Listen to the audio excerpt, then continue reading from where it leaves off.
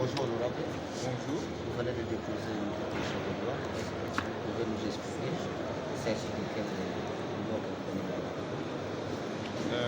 C'est l'honorable Didier Kamou Matundi, député national, élu du territoire de Massissi.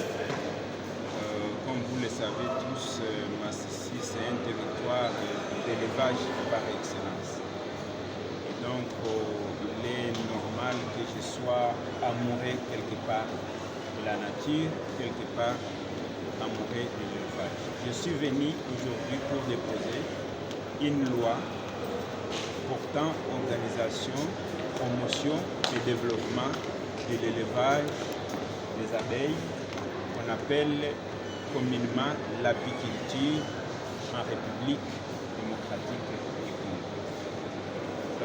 J'ai déposé cette loi pour multiples raisons. D'abord, puisque la République démocratique du Congo est un espace écologiquement propice pour la vie des abeilles, pour l'élevage des abeilles, avec toute la nature que nous avons, avec toute la forêt que nous avons là un potentiel énorme pour faire l'élevage des abeilles.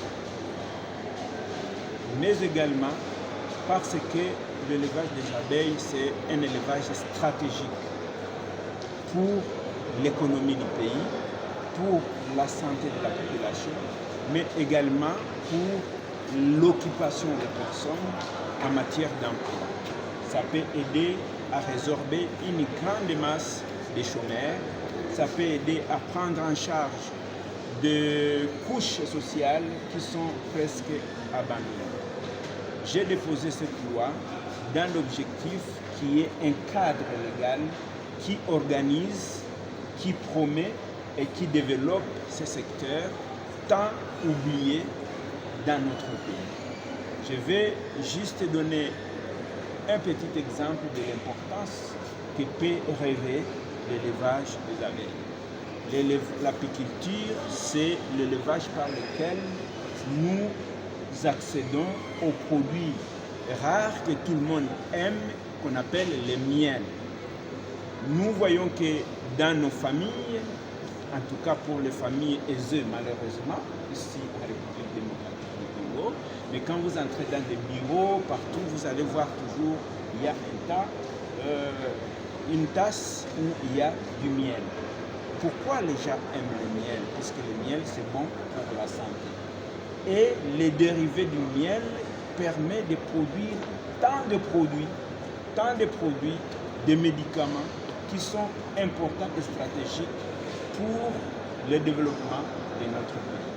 Mais malheureusement, ce secteur a été oublié et en plus, il n'est pas structuré, le secteur n'est pas légalement encadré et il était important, à mon avis, qu'il faille créer un cadre et ça passe par cette proposition de loi. Je me disais également, puisque j'ai rencontré les groupes des associations des éleveurs des abeilles en République démocratique du Congo, et nous avons réfléchi longuement sur ce que peut être l'importance de l'élevage des abeilles. Nous avons pensé à tous ces retraités qui vont à la retraite sans perspective d'avenir. Moi, je pense que quand les gens vont à la retraite, il faut qu'il y ait une perspective. On va à la retraite pour faire quoi? Le plus souvent, quand on ne sait pas ce qu'on va faire dans la retraite, on tombe sous les coups de stress et après le stress, ce sont les traumatismes, les maladies qui entrent. Pour moi, il faut encadrer les retraités de l'enseignement, les retraités de l'armée, les retraités de la police, les retraités de plusieurs secteurs. Et à la République de saisir l'opportunité, puisque des fois on se dit, mais qu'est-ce qu'on peut faire avec eux? Il faut leur donner quelque chose qui puisse améliorer leur vie. Et ça, si le gouvernement investit dans ce domaine et que chaque retraité a sa ruche à la maison ou dans son champ, il est capable de produire en lui seul du miel pour un revenu allant de 500 à 800 dollars le mois. Moi, je pense que ça peut améliorer la vie de nos retraités. Il n'y a pas que les retraités qui sont intéressés par le miel. Il y a aussi les industries du miel. Il y a d'autres hommes d'affaires qui peuvent investir dans le miel pour pouvoir apporter quelque chose à notre économie. Voilà donc la motivation qui m'a poussé à faire cette proposition de loi qui naturellement va se coiffer à la grande loi actuellement en discussion ici au Parlement sur l'élevage en général.